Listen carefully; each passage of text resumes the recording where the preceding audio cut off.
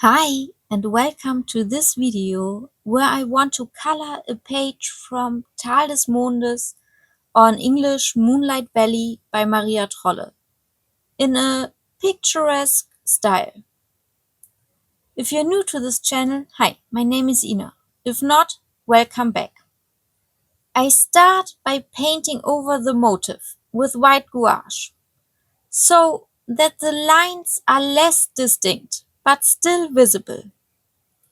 For this, I use Schmincke's Akademie white gouache. I try to leave large areas, like the sky and the deer, untouched, so that I can color them more easily later, using water-soluble wax crayons. Only for the sky and for the deer as a base layer. I also did not paint over the outer arch, because I wanted to keep the boundary.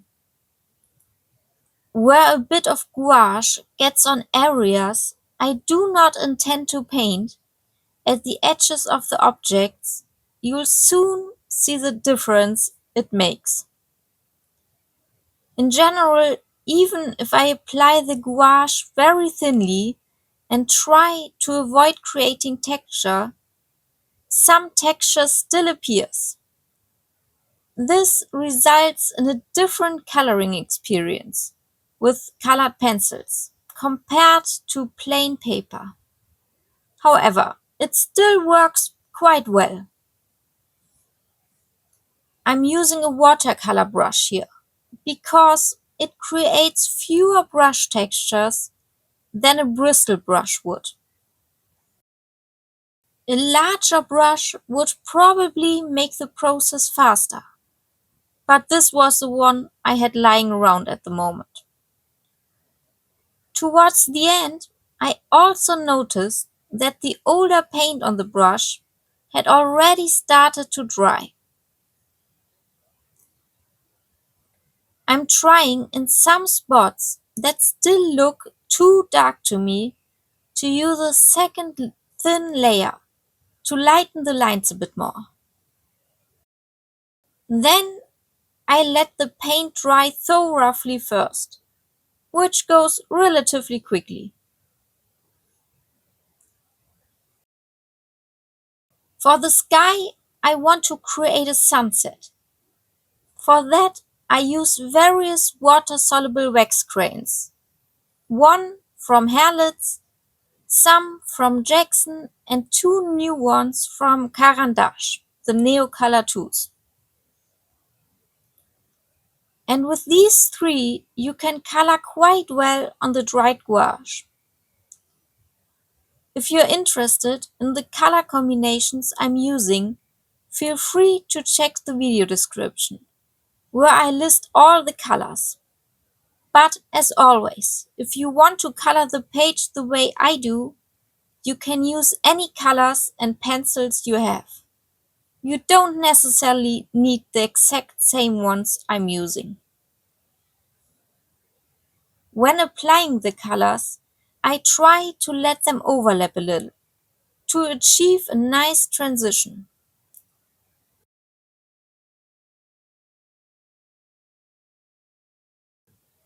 I now use a water brush to activate the colors, and you can see that in the spots where there is gouache, the color does not adhere as well and sometimes blends with the gouache, resulting in a somewhat pastel effect. That's not too bad. The bigger issue is that the watercolor on top of the gouache tends to slide around a bit and does not adhere well.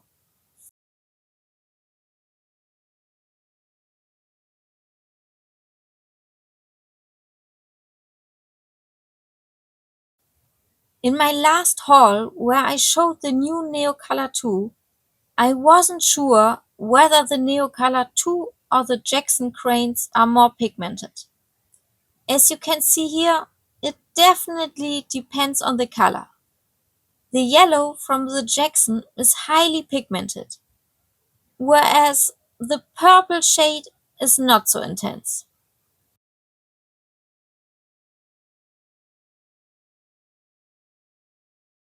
I think the Neocolor II are all nicely pigmented, but since the colors I use here are very light, they don't appear as strong compared to the yellow-orange.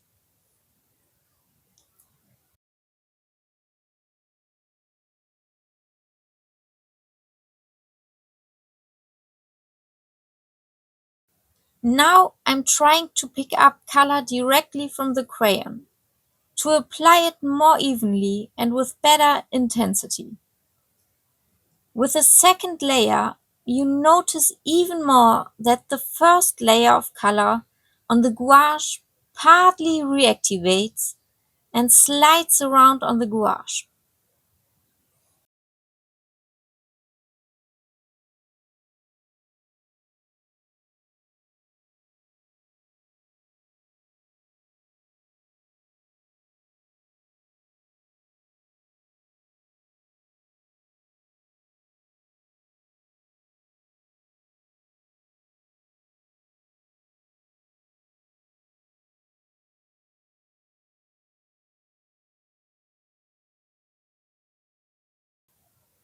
In between, I also applied the color directly to the paper with the crayons, and then blended it.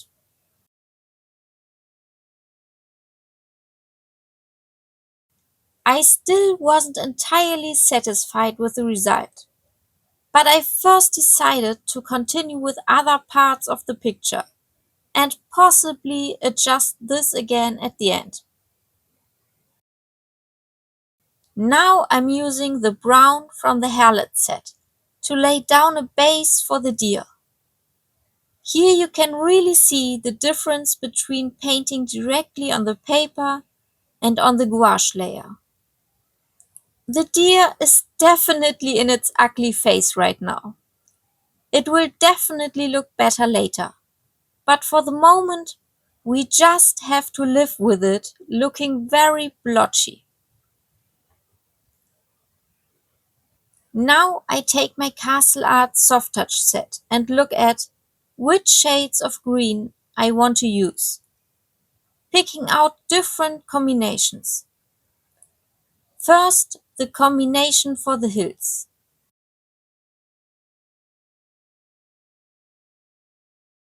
Then for the meadow and for the trees and the leaves of the flowers. For the hills, since they are closest to the sunset, I used a more yellowish green. And then the green combinations become increasingly bluish.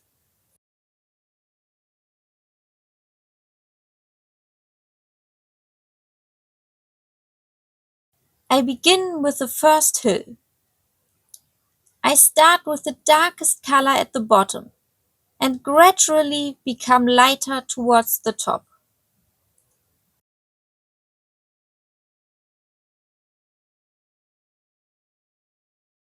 The yellowish green at the upper edge was a bit too yellow for my taste, so I picked up another color to layer over it.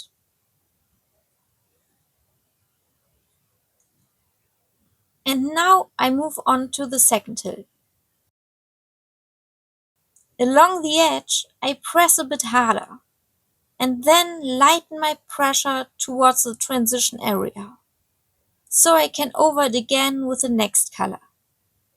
And again finish with lighter pressure for the next color transition.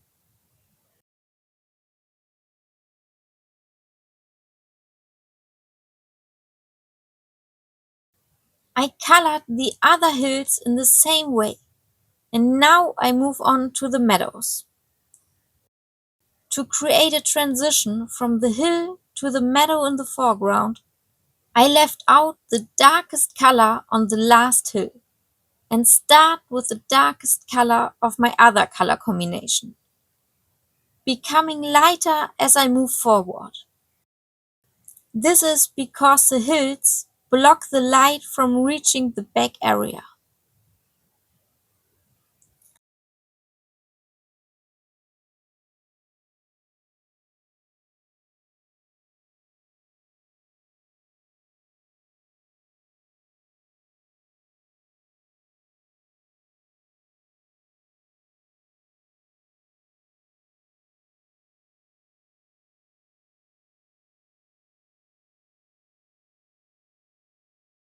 In the same manner, I now complete the rest of the meadow, and then move on to the leaves and trees.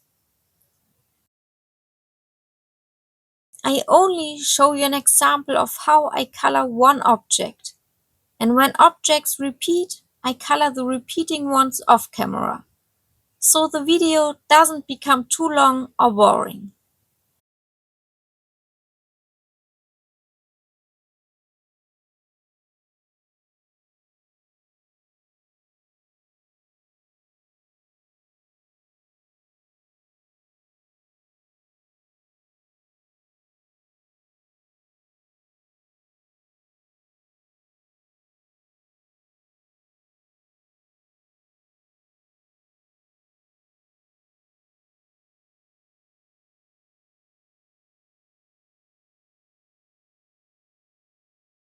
As you can see, I've only colored one specific tree shape so far. For this elongated tree, I now use the next combination, the same as for these leaves.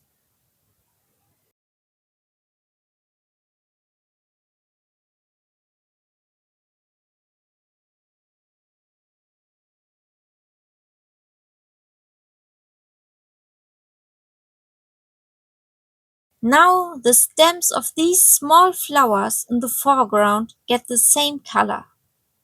And then I color the remaining leaves in the same way.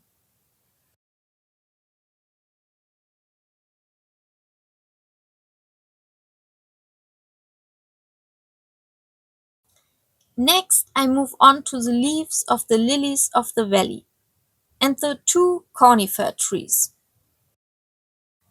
Since I want the leaves to look slightly curved, with the middle part standing out the most, I make both the tip and the base darker and gradually get lighter towards the center to create the effect of a bent leaf.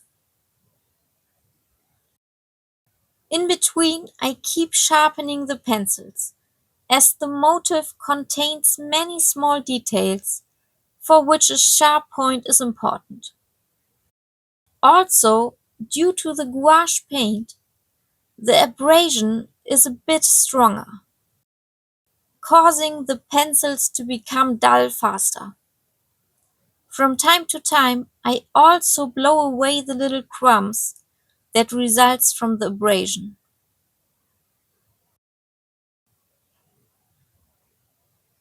Now I also paint the stems of the lilies of the valley, and I will do the rest off camera.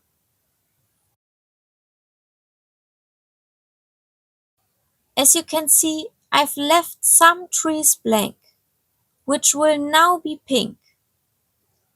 If you check the back of the book to see which plants are listed, you'll find that a cherry plum is included. This is the plant that represents the deer's antlers. Since I didn't want to just color the branches of the cherry plum, but also have entire trees blooming in pink, like the cherry plum did, I colored some of these trees pink. If you look at reference photos, you can see that the leaves of the cherry plum are more of an orange-red, but the blossoms are pink. When the tree is in bloom, it appears more pink than orange-red. That's why I made the trees pink. The individual leaves of the branches that are visible, however, are orange-red.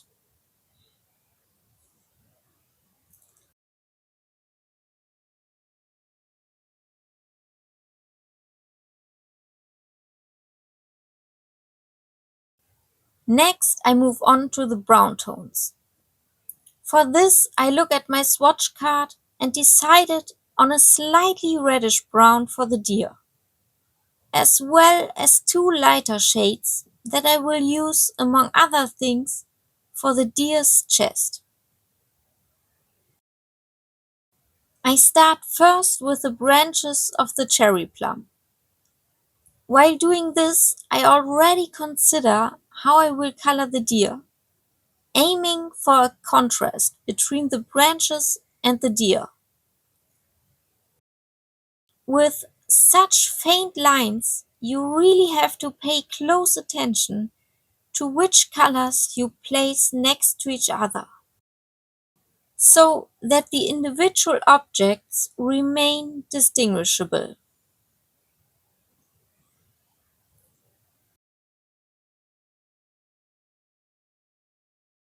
Now I begin with the darker areas of the lower part of the deer, since the light mainly comes from above and behind. I work in sections, starting with the rear part of the deer and the back leg, then moving upward. I gradually make the colors lighter. Especially on larger areas, I like to first mark the section where I intend to apply the colors with a lighter touch, before I add another layer for full coverage.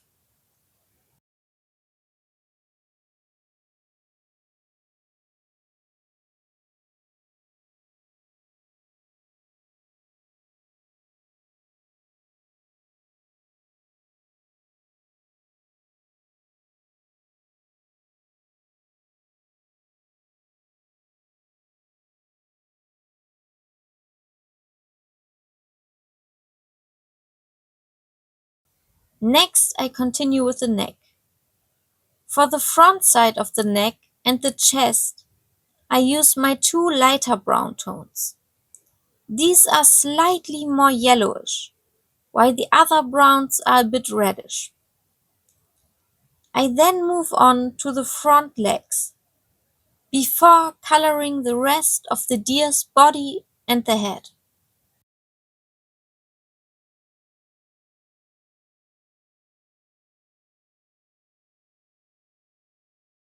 Because deer have shorter fur, I deliberately decided against creating a fur texture here.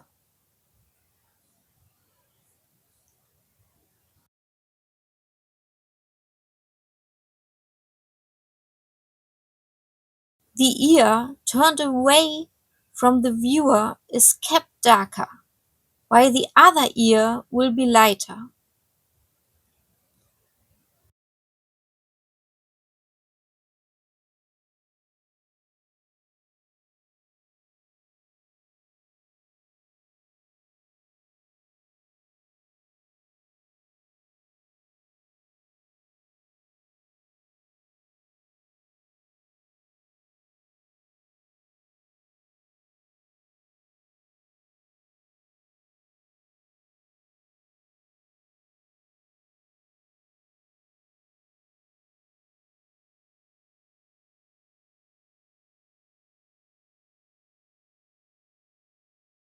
Now I first color the last branches of the cherry plum, and then I move on to the inside of the ear.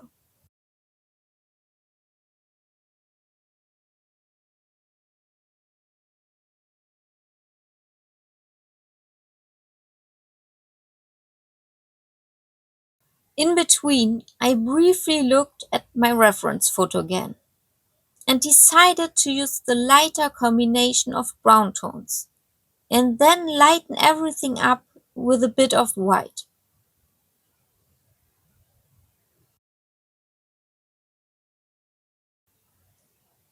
Then I use black to make the nose and the pupil black.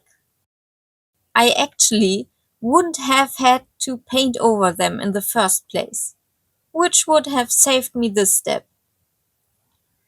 Now I color the tree trunks, making sure that in the areas where they overlap with the brown of the deer, I use different brown tones, so that they are a bit more visible.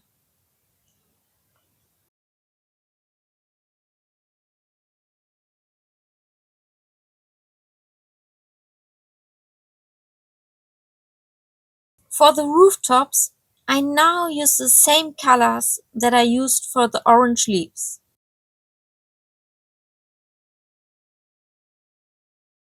Since the sky is already so colorful and the blossoms will be also colorful, I use colors for the houses that don't stand out as much.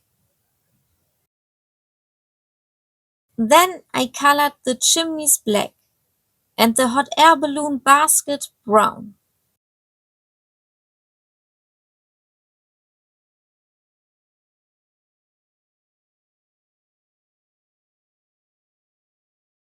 Next, I continue with the cherry plum blossoms, using the same colors as for the trees. In the middle, they are dark pink and become lighter towards the edges. Next, I move on to the small blue flowers. Their centers are yellow, and then I use a darker blue in the middle and a slightly lighter one at the edges. For the water, I will later use different shades of blue, because with the less visible lines, the blossoms would otherwise disappear into the water. For the inside of the daffodils, I'm again using the orange combination that I used for the leaves and the house roofs. And then I used the same orange directly for the swan's beaks.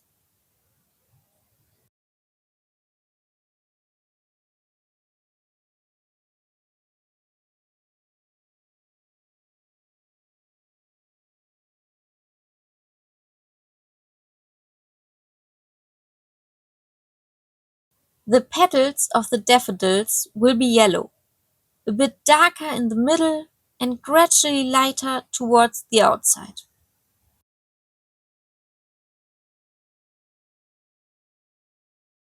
Here I noticed that I had forgotten a small green corner, which I quickly filled in before continuing with the yellow petals. I then also use one of the yellows for the illuminated windows of the houses, because since the light is coming from behind and the mountains and the deer are in the way, not much sunlight will reach the houses.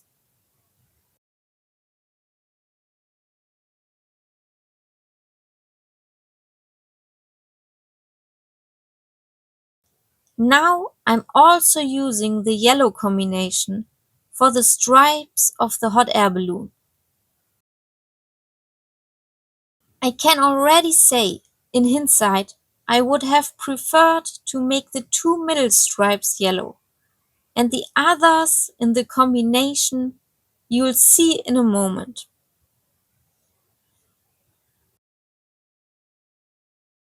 Now I use gray and white to shade the lilies of the valley and also the houses. The swans also get some shading in gray. For the doors of the houses I used the darkest gray.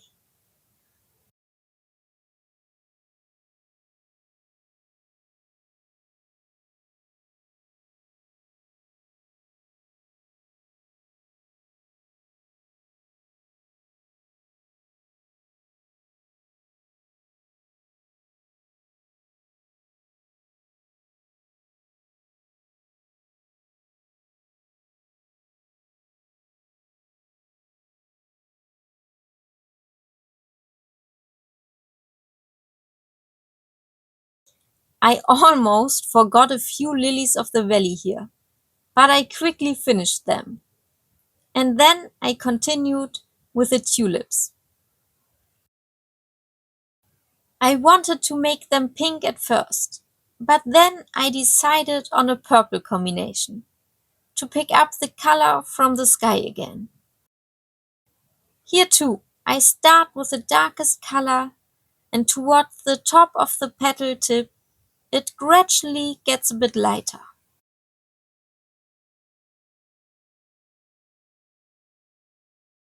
In hindsight, I thought I should have chosen purple tones that were a bit more different from each other. On my swatch card, they actually looked as if the lightest and the darkest tone were further apart. Since the color is actually quite similar, you can't really distinguish the individual petals very well. I would definitely do that a bit different next time.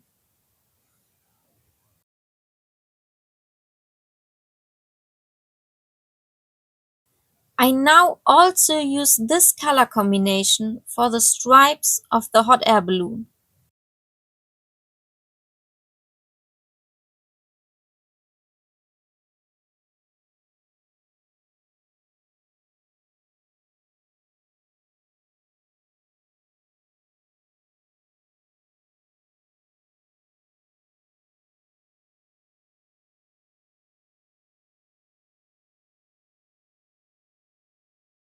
Since the yellow disappears a bit too much into the background, I now hint at the next purple stripes along the edges. However, this now looks a bit like I just outlined it in purple. As I said, if I had used the colors the other way around, I think it would have been better. Now I have three teal blue tones for the water. And here I first slightly sketch the area I want to fill with that color. And then I color over it with an additional more opaque layer. Then I add another area with lighter pressure for the transition and take the next color. Again, first sketching how far I want to apply this color. At this point, I had planned to draw over the lines in the water with a white gel pen. Somehow, I forgot to do that in the end. Maybe I'll still add it later.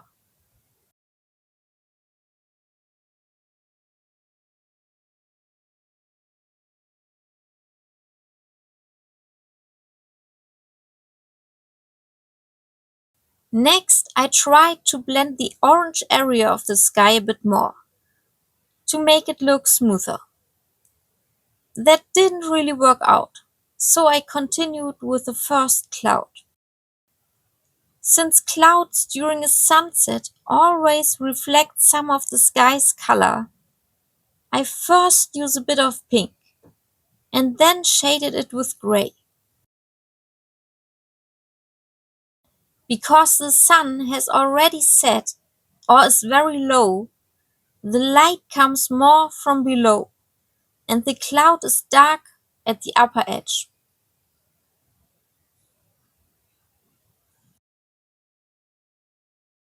Then I had the idea that I could spray the page with a fixative so that the color wouldn't reactivate. And that's exactly what I did. Afterwards, I went over the sky again with the wax pastels for another layer. I also added a bit of pink to the clouds, making them slightly lighter at the bottom and darker at the top. At first, I only did the first half to see how it would work, and it definitely worked better. Maybe I should have applied another layer of fixative. Then it might have worked even better, because the color is still reactivated a little.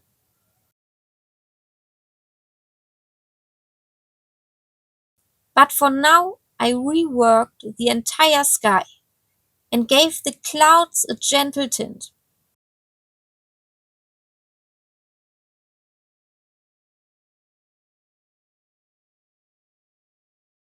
Using fixative is definitely a trick I might use again, even without gouache, just to let the water-soluble wax grains layer better without constantly reactivating. I also feel like they generally layer better on some paper than on others.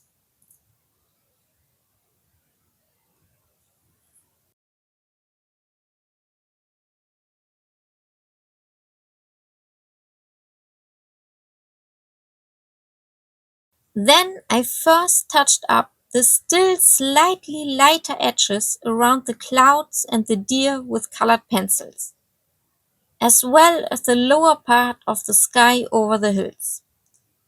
For this, I used the colored pencils I had already been using on this page.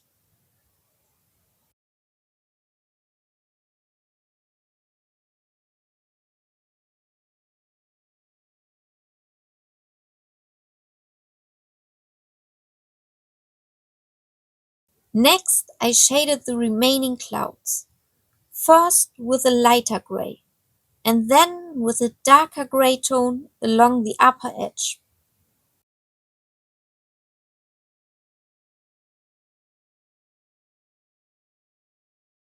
I also tried to add some shading to the little swirls that Maria Trolle drew onto the clouds.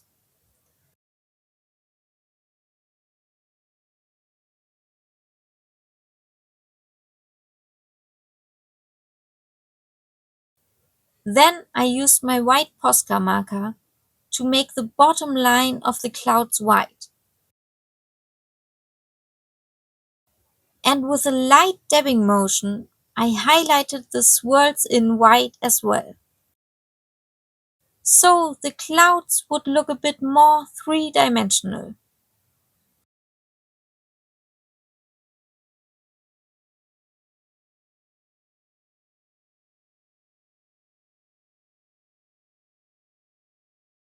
In between, I had to pump the pen, and then the Posca marker worked better again. After that, I used a white gel pen from Sakura to outline the light blossoms, both the cherry plum and the lilies of the valley. And I also added a bit of white gel pen on the swans.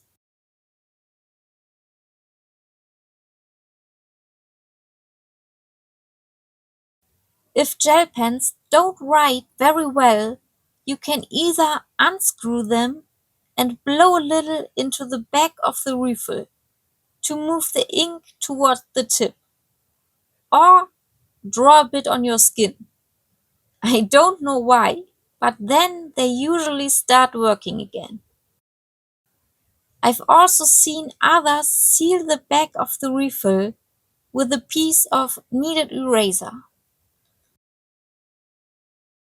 I haven't tried that yet, and the Sakura gel pen is completely sealed at the back anyway.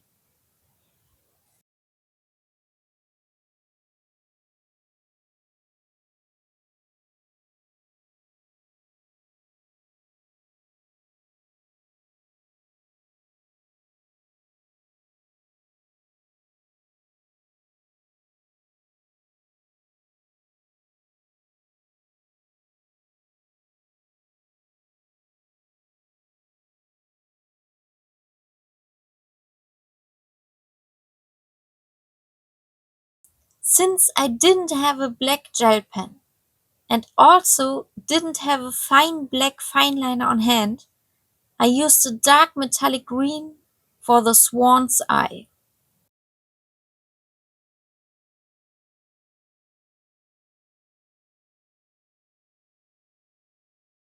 Then I reworked the hot air balloon a little, and the page was finished.